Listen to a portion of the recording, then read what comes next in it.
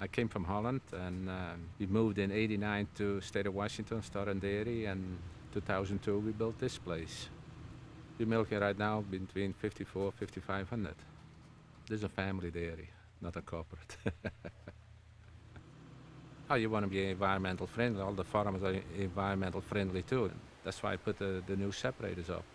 We want to go more in the composting, recycle the water more, use the wastewater instead of the clean water. That recycle the water more. Because it's a freestall dairy, we capture virtually all of the animal waste, both the liquid and the solids. All of that goes into a green line, which then goes up to that separation system. That system contains a series of tanks that separate to some degree the solids and the liquids for further separation in the separation facility. So that first set of 4 rotary drum screeners contain the coarsest screen, and as the material is sprayed in and they rotate, the solids are separated from the liquids.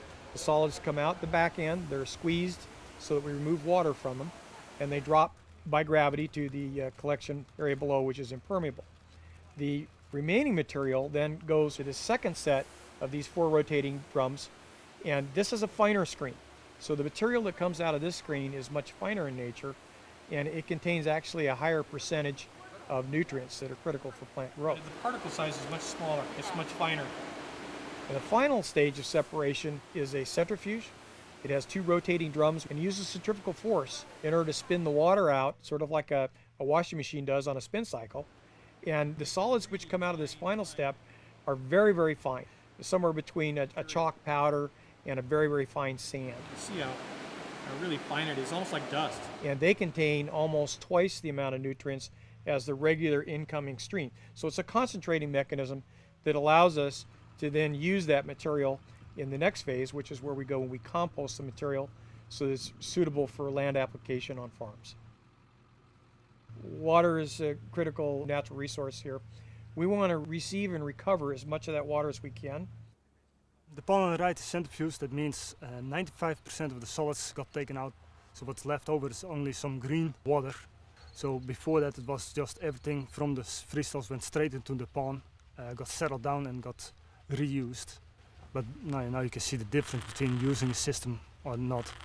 So now that we've gone through this 4-stage separation process with all this complex machinery, we then take that clean water, we're able to irrigate with that and recycle it on crops. That's water we don't have to pull from the river, we don't have to pull from a well. This is what came out the centrifuge. I mean, there's hardly anything on the bottom. This we can run through the pivots, it goes in the field, good.